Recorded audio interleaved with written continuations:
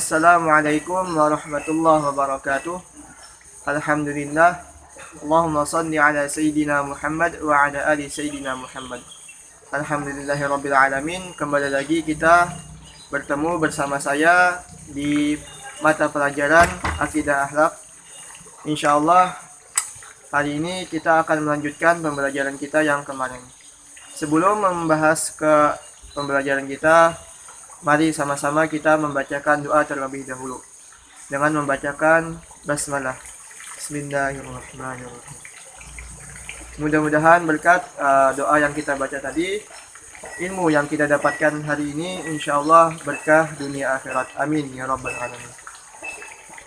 Kemarin kita sudah membahas tentang sejarah diturunkannya Al-Quran dan bagaimana pembukuan Al-Quran tersebut. Nah, sudah kita bahas kemarin. Selanjutnya kita hari ini masih tetap membahas tentang Al-Quran.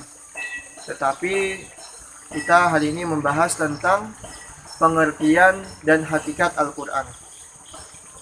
Dan juga kita hari ini membahas tentang isi kandungan. Kita hari ini membahas, yang kedua membahas bukti tentang kebenaran Al-Quran. Jadi pembahasan hari ini ada dua. Yang pertama pengertian Al-Quran dan hakikat Al-Quran. Yang kedua yaitu bukti tentang kebenaran Al-Quran. Jadi tujuan kita membahas dua pembahasan hari ini yaitu untuk mengetahui bagaimana kebenaran Al-Quran itu dan juga apa daripada arti Al-Quran itu. Nah, jadi harus kita ketahui sebagaimana kita disuruh untuk membacanya, dan kita juga harus paham apa itu Al-Quran dan apa bukti dari kebenaran Al-Quran itu. Insyaallah kita akan bahas hari ini, insyaallah. Kita lanjut ke pembahasan yang pertama, yaitu kita membahas tentang pengertian dan hakikat Al-Quran. Jadi pengertian Al-Quran menurut bahasa berasal dari kata qara'a yaqra'u Qur'anan, yang artinya bacaan atau yang dibaca. Nah, jadi menurut bahasa tadi qara'a yaqra'u Qur'anan artinya bacaan atau dibaca. Pengertian ini didasarkan pada firman Allah Subhanahu wa taala dalam surah Al-Qiyamah ayat 16 sampai 18. Seperti yang saya bacakan berikut. A'udzu billahi minasy syaithanir rajim. Bismillahirrahmanirrahim. La tuharrik bihi lisanaka lita'jala bih. Inna 'alaina jam'ahu wa qur'anah. Fa idza qara'nahu fattabi' qur'anah. Yang artinya, janganlah kamu gerakkan lidahmu untuk membaca Al-Quran karena hendak cepat-cepat atau menguasainya. Sesungguhnya atas tanggungan kamilah mengumpulkannya di dalam dan membuatmu pandai dalam membacanya. Apabila kami telah selesai membacakannya, maka ikutilah bacaannya. Nah, jadi ayat ini menjelaskan bahwa Al-Quran itu berasal dari kata qara'a yaqra'u Qur'an. Nah, dan di sini juga membahas tentang bagaimana cara membaca Al-Quran. Artinya di sini disuruh untuk tidak terlalu cepat-cepat. Nah, jangan terlalu cepat-cepat. Karena sesuatu yang tergesa-gesa itu tidak akan baik jadinya. Kecuali dalam beberapa hal seperti bergegas melaksanakan sholat atau bergegas membayar hutang, itu lebih baik. Kemudian adapun menurut istilah, Al-Quran adalah kalamnya Allah Subhanahu wa taala yang diturunkan kepada Nabi Muhammad SAW sebagai mukjizat, dan bagi yang membacanya merupakan ibadah. Jadi Al-Quran seperti yang kemarin kita bahas diturunkan kepada Nabi Muhammad SAW sebagai mukjizat dari melalui perantara malaikat Jibril. dan kita umatnya Nabi Muhammad SAW disuruh untuk membaca Al-Quran, itu merupakan suatu ibadah. Artinya kita membacanya dan mendapatkan pahala dari Allah Subhanahu wa taala. Al-Quran adalah firman Allah yang diwahyukan kepada Nabi Muhammad SAW. Jadi Al-Quran ini merupakan firman Allah. Dinamakan Al-Quran karena merupakan kitab suci yang wajib dibaca dan dipelajari, dan merupakan ajaran-ajaran wahyu yang terbaik. Jadi selain Al-Quran mempunyai nama-nama yang lain. Selain nama Al-Quran ada juga nama-nama yang lain. Kita bahas selanjutnya setelah. Jadi salah satu daripada nama-nama Al-Quran yang pertama adalah Alkitab. Alkitab artinya adalah kitab atau buku. Nama ini diambil dari firman Allah Subhanahu wa taala. A'udzu billahi minasyaitonir rajim. Dzalikal kitabu la raiba fihi hudal lil muttaqin.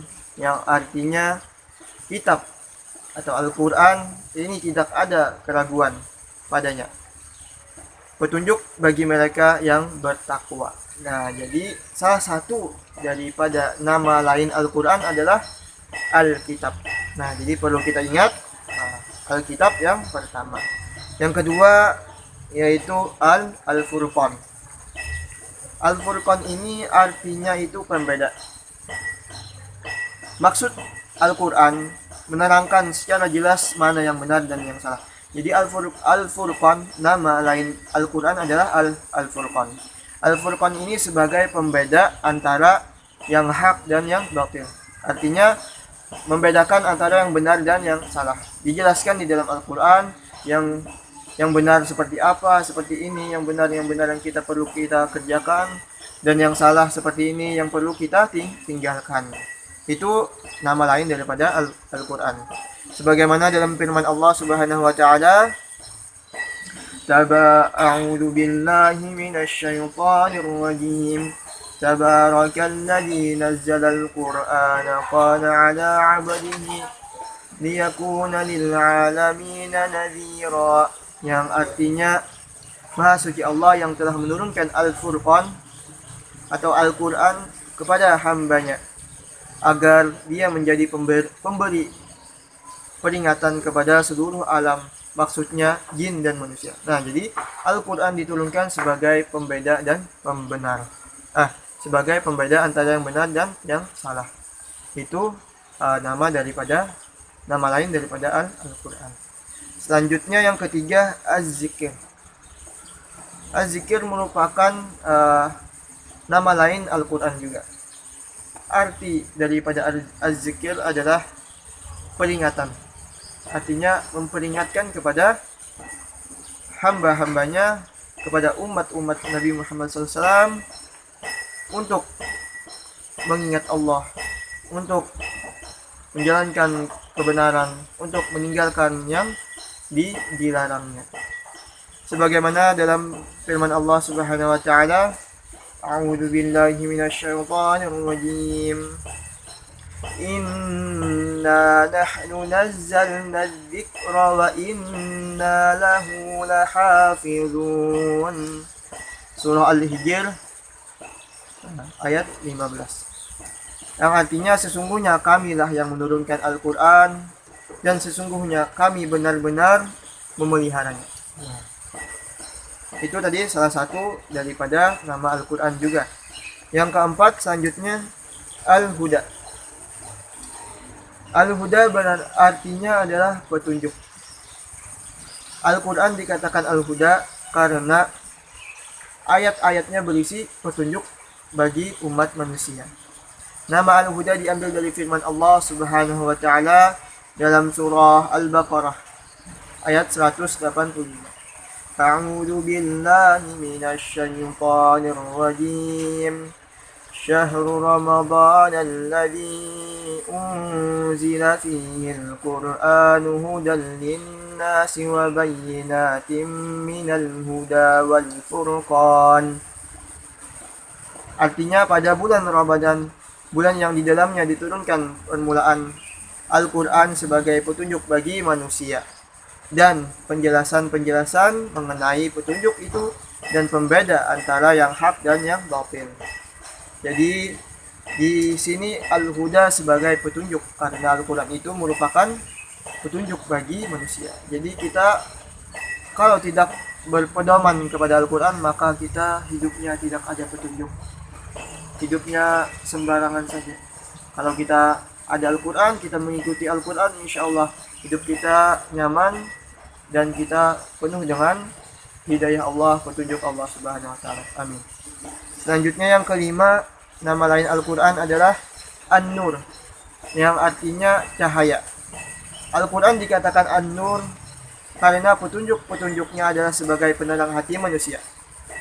Sebagaimana dalam firman Allah Subhanahu wa taala, Quran surah An-Nur ayat 40, A'udzu billahi minasy syaithanir rajim. Wa man lam yaj'alillahu lahu nuran fama lahu min nur. Yang artinya barang siapa yang tiada diberi cahaya atau petunjuk oleh Allah, tidaklah dia mempunyai cahaya sedikit pun. Artinya kita sebagai manusia menjalani hidup kita sehari-hari di dunia ini perlu petunjuk agar menerangi hati kita, agar cahaya kita, jalan hidup kita terang sebagaimana bimbingan Allah Subhanahu wa taala, insyaallah. Selanjutnya, nama lain daripada Al-Qur'an ialah Al-Bayyinah. Al-Bayyinah berarti keterangan Al-Qur'an. Dikatakan Al-Bayyinah karena ayatnya berisi beberapa keterangan atau penjelasan bagi suatu masalah. Nama ini diambil dari firman Allah Subhanahu wa taala pada surah Al-Bayyinah ayat 1. A'udzu billahi minasy syaithanir rajim. Bismillahirrahmanirrahim. Lam yakunil ladzina kafaru min ahlil kitabi wal musyrikin munfakkina hatta ta'tiyahumul bayyinah. Yang artinya orang-orang kafir, yakni ahli kitab dan orang-orang musyrik, mengatakan bahwa mereka tidak akan meninggalkan agamanya sebelum datang kepada mereka bukti yang nyata. Quran surah Al-Bayyinah. Nah, jadi di sini nama daripada tadi nama-nama daripada nama lain Al-Quran. Nah, pada surah Al-Bayyinah ayat 1 ini, orang-orang kafir itu ingin bukti daripada kebenaran Al-Quran. Nah, jadi selanjutnya kita akan membahas tentang bukti tentang kebenaran Al-Quran. Yang kedua, bukti tentang kebenaran Al-Quran. Perhatikan ayat Al-Quran pada surah Al-Maidah ayat 48 sebagai berikut. A'udzu billahi minasy syaithanir rajim. Bismillahirrahmanirrahim. Wa anzalna ilaikal kitaba bil haqqi musaddiqan lima baina yadayhi minal kitabi wa muhaiminan 'alaihi fahkum bainahum bima anzalallah wa la tattabi' ahwa'ahum 'amma ja'aka minal haqq likullin ja'alna minkum syir'atan wa minhaja walau sya'allahu laja'alakum ummatan wahidatan walakin liyabluwakum fima atakum fastabiqul khairat ilallahi marji'ukum jami'an fayunabbi'ukum bima kuntum fihi takhtalifun. Nah, jadi pada ayat ini di sana menunjukkan adanya bukti kebenaran Al-Quran yang dikemukakan dalam tantangan yang sifatnya bertahap. Yang pertama, menantang siapapun yang meragukannya untuk menyusun semacam Al-Quran. secara keseluruhan. Jadi barang siapa yang mampu, orang yang mampu menyusun Al-Quran secara keseluruhan, kenyataannya tidak ada yang mampu. Yang kedua, menantang mereka untuk menyusun 10 surah semacam Al-Quran, dan kenyataannya tidak ada juga yang mampu menyusun surah. Kemudian menantang mereka untuk menyusun 1 surah saja semacam Al-Quran.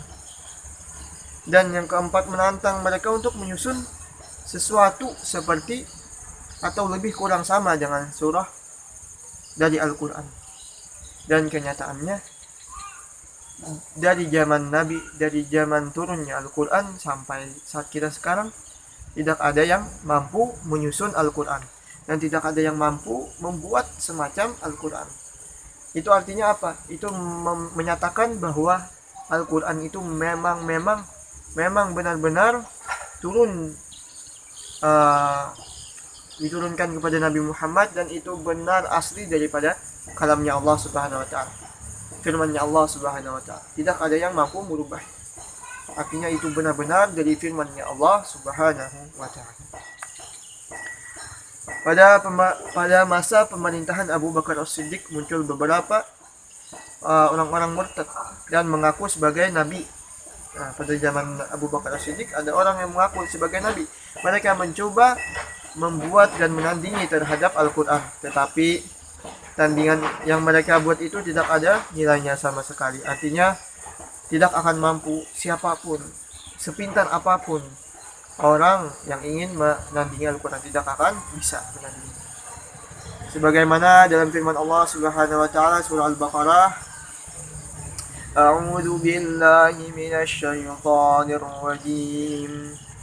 Wa in kuntum fi raibin mimma nazzalna 'ala 'abdina fa'tu bi suratin min mithlihi wad'u syuhada'akum min dunillahi in kuntum shadiqin. فإن لم تفعلوا ولن تفعلوا فاتقوا النار التي وقودها الناس والحجارة أعدت للكافرين.